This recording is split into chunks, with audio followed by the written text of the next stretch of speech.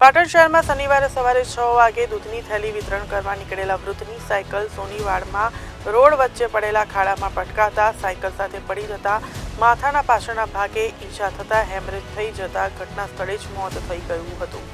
શહેરના કલ્યાણેશ્વર પોળ જૂનાગંજ બજારમાં રહેતા નરેન્દ્રભાઈ ગણપતલાલ પંચાલ ઉંમર વર્ષ 66ની આર્થિક પરિસ્થિતિ નબળી હોય, ઘરની જવાબદારી માથે હોય, જીવન નિર્વાહ કરવા માટે રોજ સવારે ઉઠી ડેરીથી પેકિંગ દૂધની થેલીઓ લાવી ઘરે ઘરે વિતરણ કરવાની કામગીરી કરતા હતા।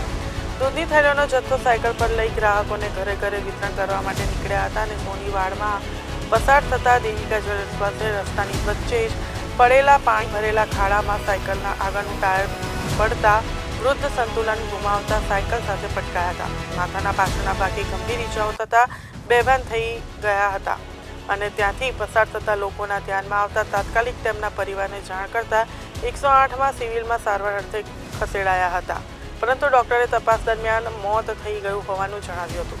પીએમ બાદ પરિવારને મૃતદેહ સોંપાયો હતો।